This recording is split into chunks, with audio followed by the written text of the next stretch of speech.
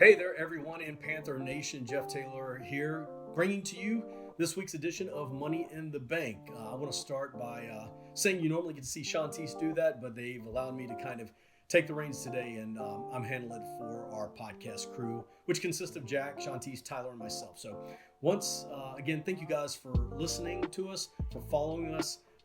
We love bringing you all this content, and we'll continue to do it. Even though it's the off season, there's still a lot going down. So what we want to hit today with Money in the Bank are a few things.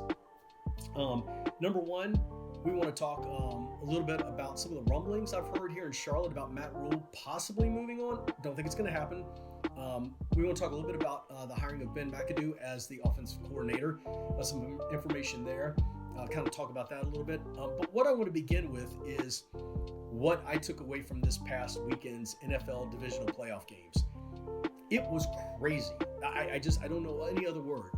Excitement, craziness, everything happened that could happen happened. It was amazing. So some of the takeaways from it. One thing that I took away from this past weekend was the NFL rules all other sports.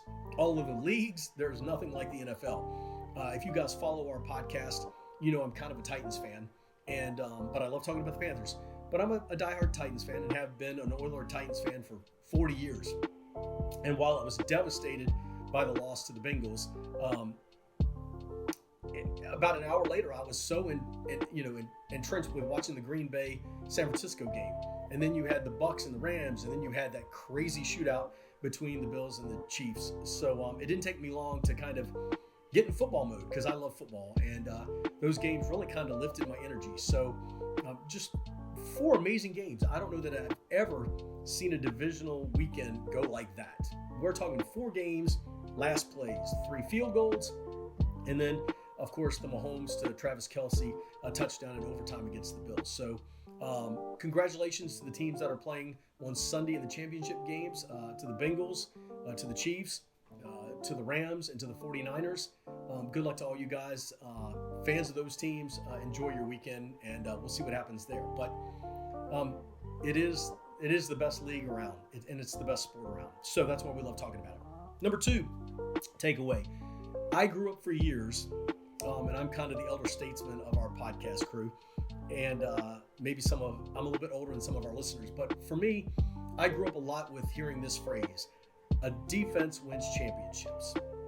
Let me repeat that: a defense wins championships. And back in the day, that is the way it used to be. I mean, Minnesota with the Purple People Eaters. You had the Pittsburgh Steelers with the Steel Curtain. The Carolina Panthers had their defenses that got them to the playoffs and through the playoffs and into Super Bowls. The defense with Luke Kuechly and Thomas Davis, and the list goes on and on. And then, of course, Seattle. And when you talk about Seattle, the first thing that comes to people's mind is Legion of Boom. That defense is one of the most famous defenses. Let me go back. The Chicago Bears, Monsters of the Midway. So back in the day, these hard-nosed defenses won championships and shut down offenses. What I learned this weekend was that doesn't matter anymore. There was no defense in the Bills Chief game. I think they scored 20-some points in the last 2 minutes. It was insane. I think Patrick Mahomes threw for 177 yards after the 2-minute warning. So, we're in this league now where offense wins. And, even old school, and I go back to the Titans with let's pound Derrick Henry. Let's run the football. Let's be nasty in the trenches and go get it. It's good. It's old school football. But I'm slowly starting to believe that in order to be successful in this league, you got to have an offense. And in order to have an offense, you have to have 2 things. One, you have to have a quarterback that can win football games. You know what I'm talking about. And number 2, you have to have an offensive coordinator who gets it, who understands everything about their team, or you have to have an offensive-minded head coach. And I'll just put it to you simply at this. I'll go back to the Titans. Ryan Tannehill did not have a good game. He kept the team together somewhat during the season when Derrick Henry went down. He lost Julio Jones, he lost A.J. Brown, and they got to the playoffs. But in the last 2 years, they've, been one and done. And he's thrown 2 interceptions that has ended basically both games. I love Ryan Tannehill, but I'm certainly starting to question whether he can get us to that next level. And that's where everybody wants to be. So there's that.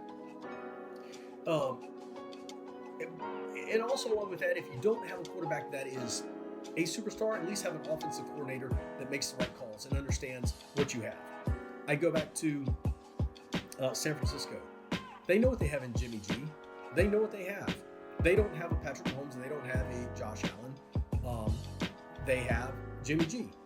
But they have an offensive coordinator, an offensive-minded coach that understands they have Deebo Samuel. They have these weapons on offense, and you call the plays according to that. So, what I learned is, you better have a quarterback that can get you over the hump and get you, where you want to be, as well as an offensive coordinator who knows what he's got and can get you there. And I think that's what happened, with the Tennessee Titans in the playoffs. They just didn't have that, and we'll see what happens moving forward. So that's what I learned. And watching that game, listen, the late night game on Sunday night, Josh Allen and Patrick Mahomes. Wow, I was stunned. It was just amazing to watch that game, and it was kind of cool to watch that go down the way it did. So we move on. So now let's talk about that in the transition as we talk about the Carolina Panthers. We talk about quarterbacks and offensive coordinators. We kind of know Sam Darnold, unless things change, and they could, whether it's a trade or something like that. Sam Darnold will probably be our starting quarterback, and now we have Ben McAdoo as the offensive coordinator, signed a couple days ago. He came from, actually, he's well known for being the head coach of the Giants for a couple years, but was not good. But before that, he was the offensive coordinator with the Giants 2 years prior to that. And he took the passing offense from the mid-teens to a top 10. But of course, he had Eli Manning. Ben McAdoo's been in the league for 17 years. In the last 2 years, 2 years ago, he was with Jacksonville, I think, is their quarterback coach. This past season, he was with the Houston Texans as a consultant. And I want to go back to the Houston Texans. I don't know how much play he had in that offense or what role he played, but, Davis Mills turned out to be a pretty good quarterback and made some big plays, especially near the end of the season. So, Ben McAdoo is not an Eric Bieniemy. It's not a Byron Leftwich. It's not a name that's going to kind of wow you. It's just kind of me, kind of a ho-hum hire. At least that's the way I feel. But I could be proven wrong. I've always said go get NFL experience, and this guy brings it. So we'll have to wait and see. But I just don't know the combination of Sam Darnold and Ben McAdoo together is enough to get the Carolina Panthers to where they want to be.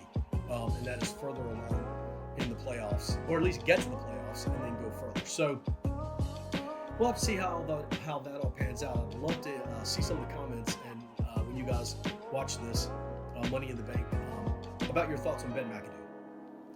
Like I said, I think it's kind of ho-hum, but we'll wait and see. Now, one other thing to throw out there, and I heard it today on the sports radio. There's been some rumblings, and nothing's concrete, and of course, I think Matt Rule has denied it, but there's been some rumblings that if Jim Harbaugh were to leave Michigan to go, let's say, to the Raiders, Matt Rule is interested in going to Michigan. I don't know if Michigan would hire him, and that could just be people, just making some noise. It'd be interesting, but we're kind of at this, people are hiring head coaches right now in the NFL.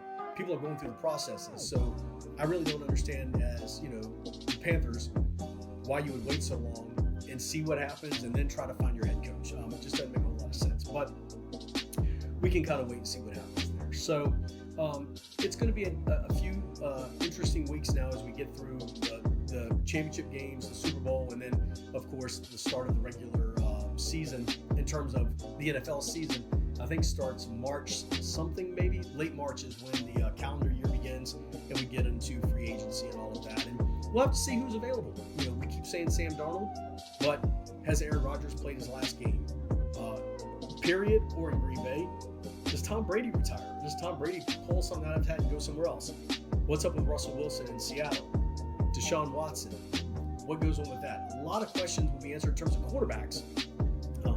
And I think, March, April, we'll still start to find out then. So I hope you guys have enjoyed this a little bit. Like I said, we wanted to recap kind of the divisional games, talk a little bit about Ben McAdoo, these rumblings about Matt Rule possibly going to Michigan. We'll keep you up to date with all of it, and of course, check in with us always on all our social media. We'd love to hear from you guys, and until then, enjoy the weekend, enjoy football, and keep pounding.